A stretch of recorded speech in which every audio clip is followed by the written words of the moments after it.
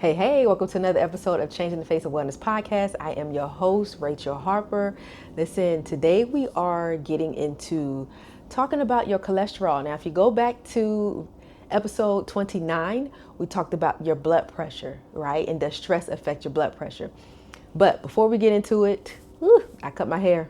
Yep, I cut my hair as a big chop. I cut my hair because, I just needed a fresh start. So this is probably like my third big chop that I cut my hair down pretty low, down to its new growth. I've been growing out for about a year, probably like 9 months actually. Growing it out for 9 months, I knew that eventually I was going to cut it. So here we are. Okay, yes, I have cut it. So anyway, today we're talking about cholesterol. I want to talk about it because it is so important in your heart health. It is so important in your longevity. It's so important even when we talk about your stress. Oftentimes we hear people talk about stress, but many times they're not talking about how stress can actually affect your blood pressure, episode 29, go back and watch it, and your cholesterol as well. It's kind of like, how is that even a thing? How does that even go together? But cholesterol, we often hear it talked about in such a negative way. Now, there are some good things when it comes to your cholesterol. Your cholesterol is necessary for your cells and your body functions. Your cells, each of them have a cell membrane that is made up of cholesterol. So your cells need that cholesterol. It is great for the production of your vitamin D. It is necessary for making hormones like testosterone and estrogen. It has many useful functions that makes it necessary in your body. However, so what we know as LDLs, the actual name is low density lipoprotein. Now, you might have heard the first L being called lousy. It is a lousy cholesterol, okay? And so that is what typically clogs your arteries, causes heart disease. Now, when it comes to women, understand that in women, breast cancer is not the number one cause of death amongst women. It is actually heart disease. Shocking and surprising, right? It is actually heart disease. And so if you are a Black woman, you are 352% less likely to survive, okay, if you were to have some type of heart-related event, such as a heart attack. And so it is necessary for us to have this conversation because if it is the leading cause, if you are a woman, especially if you are a Black woman, you have to start getting this under control. So I want to ask you, when was the last time that you have been to a doctor and seen your numbers? It is so necessary for you to make sure that you know your numbers. So you need to know of course, your blood pressure and your weight, your BMI, but also your cholesterol numbers. What are they? Now, here's something that my doctor told me that I think is very useful for me to hold on to, but also to share with you so that you can hold on to it and share it with someone in your network. Anytime you go to the doctor and you get blood work, you want to make sure that you call them to get your results. Do not wait on them to give you your results. Do not go by that old saying, no news is good news. That's not always true. Nurses get busy, doctors get busy, blood work may be delayed, and then still bad things may be happening behind the scene and you thinking because I didn't get a phone call, everything is all good. Do not lean on that. You need to make sure that you are following up with what your blood work says. And if you don't understand what it says, then you need to even make sure even more that you are calling and getting those numbers and getting an understanding of it. Okay. Speaking to the nurse, don't feel like you are, in the way or, oh, they're so busy, I don't need to call. No, you need to make sure that you have your life in order. Okay. Longevity is necessary. Making sure that your body is intact, it is necessary. Are you listening to your body? That is necessary. Okay, so make sure you don't wait on the nurse or whoever to call you after you get your blood work. So the question is your cholesterol numbers. What do they actually mean? So there are some basic guidelines that I'm going to give you when it comes to your cholesterol that you want to look for. Okay, and so I have my numbers here. So when it comes to your cholesterol, a normal range, so you have your total cholesterol. Your total cholesterol is just a bigger picture of your cholesterol. Okay, so the normal range for your total cholesterol is between 100 and 199. Okay, between 100 and 199. Then for your HDL, your HDL is your good cholesterol. You want to have it above 39. And then for your LDL, remember we call that the lousy cholesterol. You want to have that between 0 and 99, okay? That lousy cholesterol. So that is the range that you typically want to look for. If you do get your numbers back from your blood with your blood work, that is what you're looking for when you look at your total cholesterol, your HDL separately, and your LDL separately. But it's good to look at your overall total score, okay? Now, here's the thing about me. Back in 2004, I went to my doctor. Now, my total cholesterol was at 210. Okay. Now, remember, I told you that your normal range needs to be between 100 and 199. Now, somebody might say, well, 210 isn't that bad. Well, for me, it is, because I know how serious it is. Going back to what we talked about with our numbers, it is, heart disease is the leading cause of death for women. And as a Black woman, I am 352% less likely to survive should I have a heart attack in comparison to my white counterparts. Now, so I know I need to get that in order. Another thing is sometimes we look at family history and we're looking at, well, great great great granddad and great great great grandmother, and then great great grandma and granddad, then great grandmother, granddad, then grandmother, granddad, and then father. We're looking at our history down the line. We're seeing is this genetic? Maybe it is, maybe it's not. But one of the things that is passed down are our habits. Something that nobody talks about. Your habits are passed down. Was everybody in your family eating hog maws and pig feet and fried chicken and just greasy foods, and was barely eating a fruit, a vegetable, a legume, a walnut, nuts, beans, God's food, right? So you don't just say, well, it's just hereditary and then just accept it. No, you look at what was the history of the people down my family line so that I can make those changes and make sure I'm not carrying on with that tradition, because that tradition got everybody with heart disease and atherosclerosis and having heart stents. There was a point in time where I worked in cardiac rehabilitation. Now, cardiac rehabilitation, if you're unfamiliar with it, cardiac rehab is where people who have different heart issues come. So whether you have a heart transplant, a heart stent, if you had any type of a heart attack, any type of heart procedure, what it is basically an exercise room inside of the hospital. So you have a nurse there, you have a nutritionist, you have someone like me, an exercise physiologist. And once you come in, we sit you down, we put you on, your heart monitor. We look at your heart, make sure we monitor your heart. We give you a personalized exercise plan. You take nutrition classes, all the things. It is a safe environment for those who have stepped down from, being in the hospital, on the floor in the room or whatnot, who now need a place to exercise that is much more structured and a little bit safer, right? You don't want to have this heart stent and then you just go off to LA Fitness and you're just doing your own thing. You don't know what to do. You don't know what your heart is doing. So it's a much more controlled and safe environment in cardiac rehab.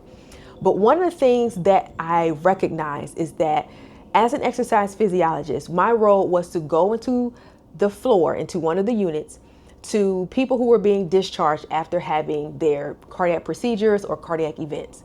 And I was to invite them and let them know, there is cardiac rehabilitation. You could come down there. There's nutrition classes, there's fitness, there's an exercise physiologist, there's the nurse, there's all these things. It's a controlled environment to get you back on your feet, get you back moving, and get you back healthy. Well, oftentimes when it came to the men were often saying yes. Now, why were they saying yes? They were saying yes because everybody else had their life in control. Meaning, well, I know because I had my heart, my sternum cracked open to get my heart procedure and I can't mow my lawn, my adult kids are going to come and do that. My wife is going to take out the trash. My wife is going to, take care of this and that and the third. She's going to take care of all this. She picks up the brunt of what I can't do in this moment. The wife often did. But when it came to the woman and speaking to the woman, guess what? It was like they always second guessed. Well, I have to take care of the kids. I have to take care of my husband. I have to take care of the household. I have to take care of my kids in college. I got to take care of my adult kids. I got to take care of the dog. I got all these things I got to take care of before I can take care of myself. And that was what we often seen. It was often women who was always hesitant because I got to take care of everybody else first. And my hope for you is that that is not your reality. It is my hope for you that now in this moment, and God forbid you were to have any type of heart procedure or heart event, you will be able to say, I am willing to step aside or give this to someone else, delegate this somewhere else to someone else, and I'm willing to take care of what I need to take care of. Now, if you are here, hopefully that is not your reality. You haven't had a heart procedure or a heart event. If you have, great, welcome. I invite you to stick around, right? A lot of useful information here. But if you have not, prevention is where you want to be. A lot of people don't talk about prevention. You want to be in a place of prevention. The reason why this is called Changing the Face of Wellness podcast is because I think it is so necessary for us to start having conversations, deeper conversations about wellness, about fitness, about our stress. Oftentimes we're having conversations about just basic level self-care. I take a bubble bath, I take a vacation, but then it's like, okay, but what is your heart doing? Where is your heart at? Where's your cholesterol? What are your numbers? What is your blood pressure? How much exercise did you do this week? How did you eat this week? Did you eat God's food this week? Like, nobody's having that conversation. That is also self-care, right? And so we need to change the conversation that we're having when it comes to wellness, because we also you look online, and if you put wellness in, you'll often see people who look like they got a lot of time on their hands to exercise. You, on the other hand, right, you feel like you don't have a lot of time to exercise. You feel like you don't have a lot of time to cook the foods that are, good for you, because you are career driven. You got the career, you got the kids, you got the relationships, you got all the things that you're trying to manage. And so what happens is you put that on the back burner. You put your health, your mind, your body, you put it on the back burner. But today is the day where you have to say, no longer will I put myself on the back burner. No longer will I look at wellness as just being me getting my body right for summer. No longer will I say I'm going to wait on what I need until I retire or I feel like I got more time. You have more time. Listen, I believe that if God put 25 hours in the day, you may still feel like there's not enough time in the day for your wellness. But I can guarantee you have enough time in the day to scroll. You got enough time in the day to give all your time and attention to the people in the classroom, the people in the boardroom, the people in this room and in that room, the people in the church. You got time for everything else. But when it comes to yourself, why don't you have 1 hour for you? Why don't you have 5 minutes for yourself to sit down and woosah, to sit down and heal the mind, to sit down and heal the body, to sit down and relax, to sit down and get rid of everything, right? We know that scripture talks often about renewing your mind. How are you renewing your mind? Are you holding those thoughts captive? Because those thoughts that you're holding on is causing more stress, and that stress is now causing you to stress eat. And when you stress eat, you're now eating, things that aren't natural. You're eating a lot of processed foods. And now that you're eating processed food, you now got high cholesterol. So it's this constant cycle. It's stress, cortisol, wanting the processed foods, cholesterol is high. And now you're like, I don't know what to do, right? It's just in the bloodline. It's just what everybody has dealt with in my family. Well, the thing is, that can stop with you. That can stop with you. If you're managing your stress, listen now, you might say, well, how can stress cause high cholesterol? Well, what stress does, stress increases your cortisol. Cortisol is a hormone that is released in your body because it's saying my body is in fight or flight. I might need to run, or I might need to fight in this, or I might need to freeze. I don't know what I'm supposed to be doing in this moment, right? I might need one of those. So what happens is now you have these cravings for sugar and salty foods and processed foods, the ice cream, all the things, right? Because what your body is saying is, I need the extra energy so that I can run, or I can freeze, or I can fight. Okay? And so that's what your body is thinking. So now your cholesterol is getting high because every time you're under stress in your 9 to 5 or in your relationships or with your children or in your mind, and you're not trying to eliminate that stress or the way that you're managing the stress, you're now stress eating, which then causes the cortisol, which then causes you to stress eat, which then causes the high cholesterol. Okay, so it becomes this constant cycle. And that's why I often say, are you listening to your body? Are you stopping to pay attention to your body? Are you watching? Because I believe that the devil is very sneaky. One of the things that he will make you believe is that, this is just one bowl. But then you look back and you realize it's been many bowls of ice cream. And you look back and you realize, man, I've been stressed for a while. And you look back, now you realize this is chronic stress that I'm actually dealing with. And you look back and you realize, man, I haven't dealt with this at all. And you look back and you realize, man, those headaches that I had, this stiff neck that I had, the tight jaw that I had, man, I've been having that for a while, right? I've been having that for a while. And that's why I say every single day, you got to pay attention to your body, whether that requires you to slow down, whether that requires you in real time, in the moment, say, I got to stop, right? I got to breathe. Let me relax. Let me chill. Let me take deep breaths. Let me remind myself of that scripture, John 10:10. The enemy comes only to steal, kill, and destroy, but Jesus, he came so that I may have life and have life in abundance. Right now, I'm in abundance. My life is in abundance. I might not be where I want to be, but I am exactly where I'm supposed to be, and I'm doing what I'm supposed to do, and God has already worked this out. I don't need to fight. I am going to fight the devil though, right? I'm going to put on my full armor. As it says, I'm going to put on my full armor, and I'm going to fight. But sometimes in this moment right now, my fight is relaxing because the devil thinks that I'm going to be worried, right? We know in Matthew, it talks about, why are you worried, right? You look at the lilies of the field and the birds of the air. They don't worry. They don't worry about all that stuff. They know that they're going to be provided for. They know that they're going to get. They know that it's going to be like when you literally go out in nature. All the times I walk on the trail. And when I walk on the trail, I see chipmunks. I seen a rat the other day. I see snakes. I see lizards. I see deer. I see squirrels. And you don't see them fighting and tussling. And it's like everything they need is already there for them. When it rains, the rain comes down and replenishes the soil for all of them to get what they need. It's right there. And the same thing for you, right? But you sit around and you worry. You worry. So I encourage you to go and read Matthew 6. I encourage you to remind yourself of John 10:10 so that you can remember that you are in abundance. You got to hold those thoughts captive because those thoughts is causing you more stress, which is causing you to stress eat, which is causing your high cholesterol. It is all a cycle. Okay. And that's the conversation many people aren't having. Now, moving forward. So in June 28, 2024, my cholesterol was at 210. So I said, okay, oh no, I can't. I already know what it looks like being in cardiac rehabilitation. I know what it looks like for people's life to just slow down and be forced to slow down, and for them to have to rely on, all these people because they didn't take care of their body and now they have these issues.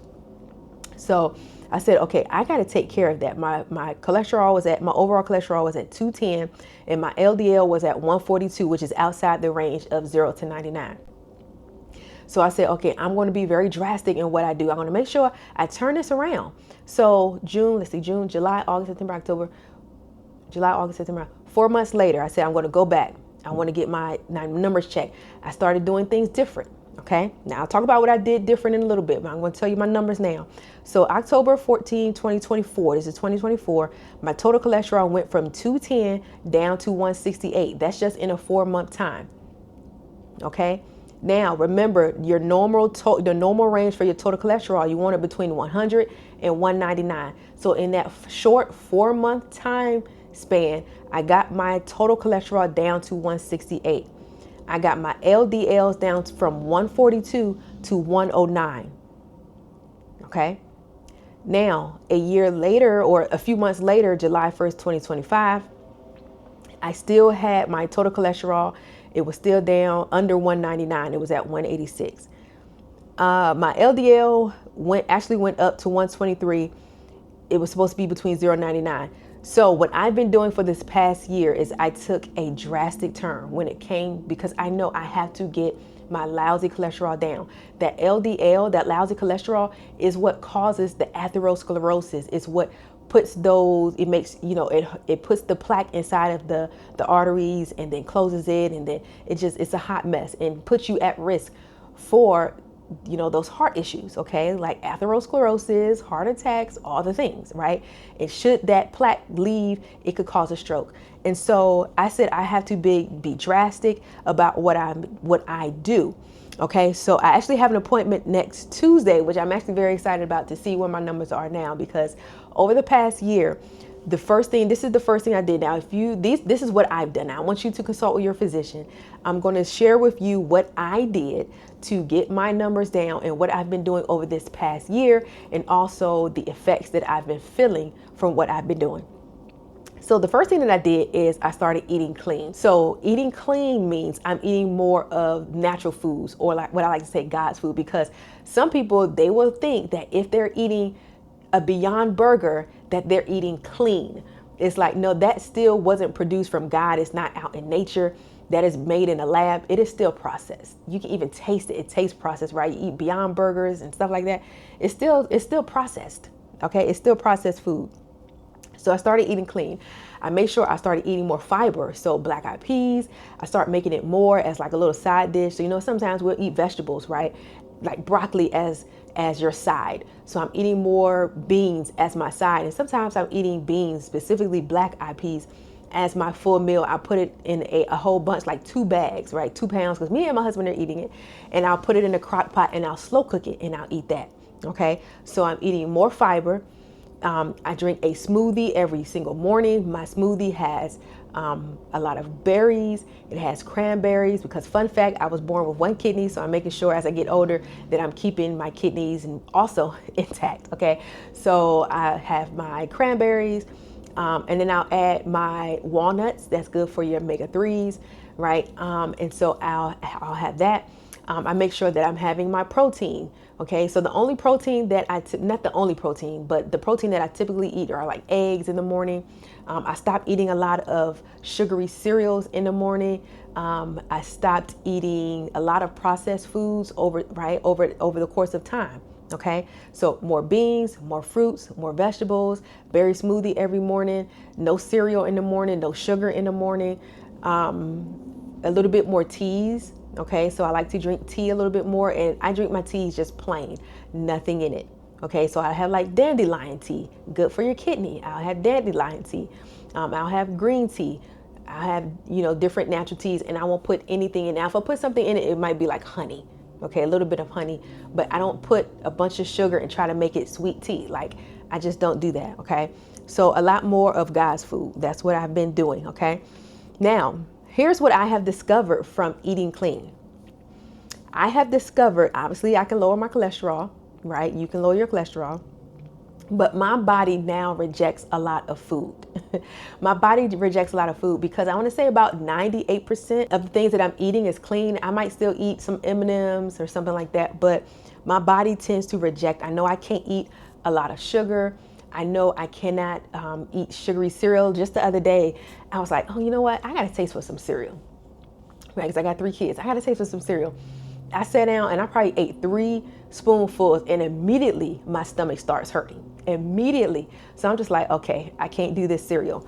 Now, it's kind of hard finding a really good cereal that is actually, like, when you look at the labels, you got to make sure you're actually reading your labels. A lot of those cereals that claim that they are natural or that claim that they are good for you, when you look on the back of them, a lot of them have added sugar. They have added sugar to the cereal. So you have to make sure you are reading your labels. What are you looking for? Are you looking for it to have vitamin D? Are you looking for it to show how much protein? Are you looking for it to have, less added sugar? Typically, that's what I'm looking for. I look at specifically how much sugar was added to this. Okay, it'll also tell you this is your percentage of daily value of how much you should have. Okay, and so make sure you're paying attention. If that's the only thing you pay attention to, I also pay attention to, like, saturated fat. Is this a trans fat? What type of fat is this? Does it have a lot of protein in it? But the main thing for me is the sugar, because I'm looking at my cholesterol. I do not want to have a lot of added sugar. So in the morning, I might have oatmeal. Okay, I'll have oatmeal. If I do put sugar in it, it's literally just a small sprinkle.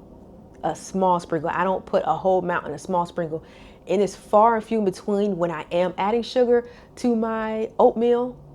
Okay, so I have oatmeal. I may have eggs. I typically have an egg. Then I might add, the onions and the green peppers and things like that to it. And then, of course, my smoothie. As I said, I love to have my smoothie with it. So I've discovered that it lowers my cholesterol pretty fast.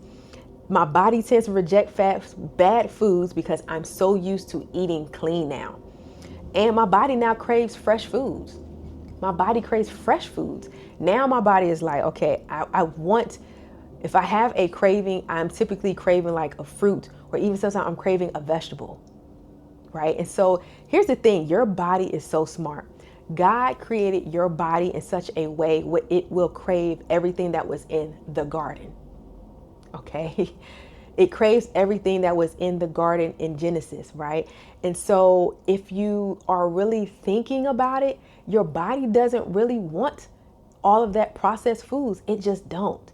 You have trained your body to accept it, right? And so if I wasn't in my right mind, when I ate that bowl of cereal, I would say, oh my gosh, something is wrong with me. I can't eat 3 spoons of this sugary cereal. Something must be wrong. No, something is right.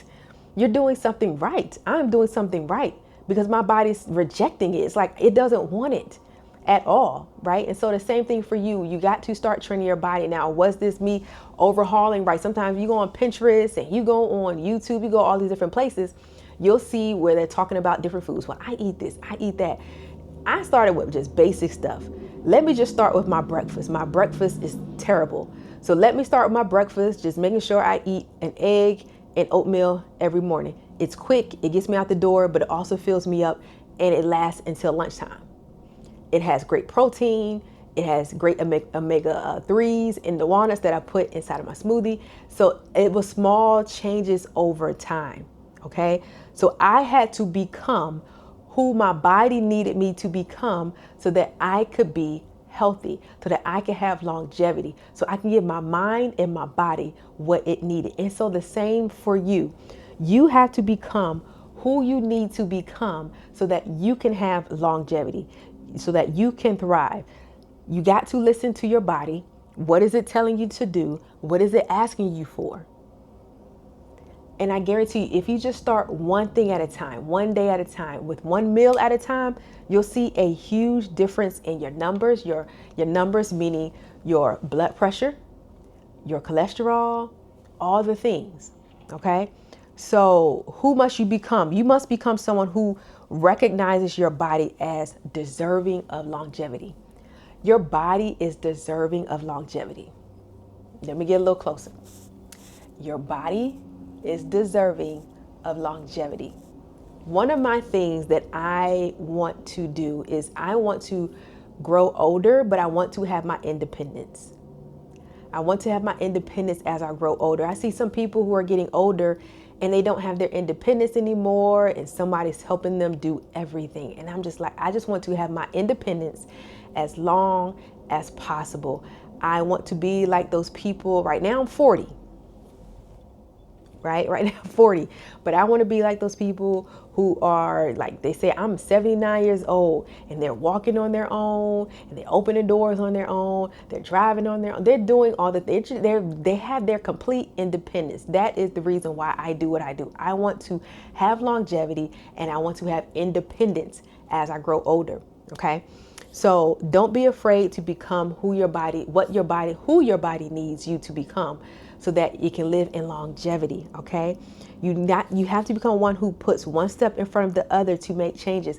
You don't have to make these huge gargantuan changes. Like I said, it can be one meal and one step at a time, and be okay starting small, but start and keep going. Okay. Now, once you do that, you'll realize that what you're doing will become a complete lifestyle.